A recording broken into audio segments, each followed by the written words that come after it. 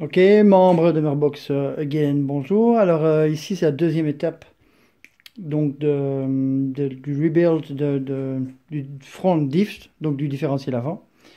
Alors ici j'ai déjà fait cette partie-ci, donc c'est la partie qui est connectée à l'arbre de transmission avant, hein. Je pense que pour la plupart d'entre nous, ben, c'est assez facile à reconnaître. Il y a les croisillons, les joints qui partent vers la boîte de transfert. Ok.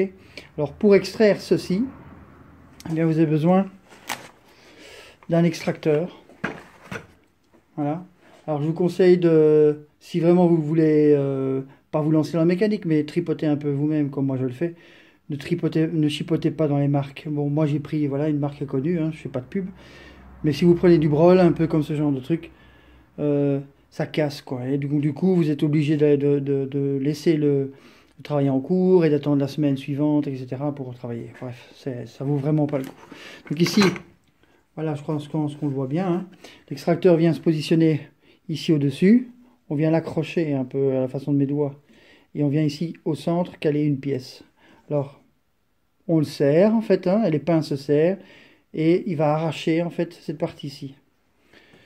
Une fois que ceci est fait, en dessous, on va se retrouver avec un roulement qui est protégé par un joint.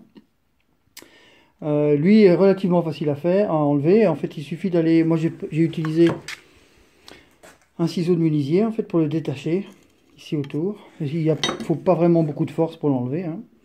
Donc on l'enlève et en dessous on se retrouve avec le roulement qui est ici. Voilà. Ça c'est l'ancien roulement.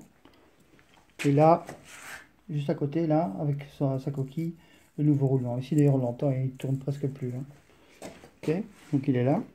Et à l'intérieur, donc on a sa coquille qui est concave en fait, hein, qui permet en fait dans laquelle, enfin qui est conique plutôt, pas concave, conique, dans laquelle vient se loger le roulement conique lui aussi. Alors lui, pour l'enlever, c'est un petit peu plus compliqué. Soit vous utilisez, parce qu'on voit qu'il y a des encoches là et là, soit vous utilisez un extracteur écarteur et vous arrachez, soit vous allez, comme moi j'ai fait, par derrière. Bah oui. Bref, voilà. Et vous voyez, à travers les encoches, en fait, on a accès à la pièce, en fait, qui dépasse de chaque côté. Ici, moi, elle ne tient plus, hein, parce que je l'ai enlevé. Et moi, je l'ai fait avec un long burin. Voilà. Et je suis venu ici, en fait, le chasser. Voilà. Alors, une fois que vous avez fait ça, eh bien, il faut bien nettoyer la cavité pour qu'il n'y ait plus aucune crasse. Donc, pas comme celle-ci actuellement. Donc, moi, je vais la nettoyer, ici poncer.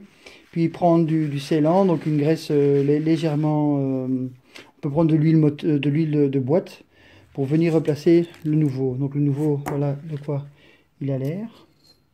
C'est le même roulement, mais neuf forcément. Et c'est la même coquille que l'ancienne, mais neuve. Vous voyez? Voilà.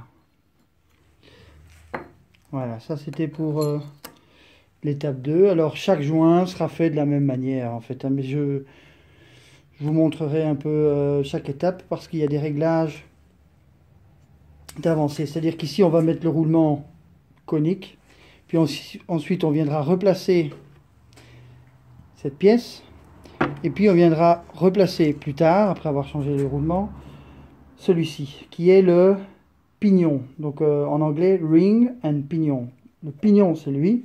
Le ring, c'est l'autre. Ring, cercle. Le pignon, c'est lui.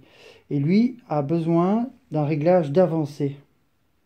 Haut, en bas. Donc c'est lui qui va, si je le place dans ce sens-ci, régler l'avancée du pignon par rapport au ring. Ok. Mais ça, je le traiterai plus en détail.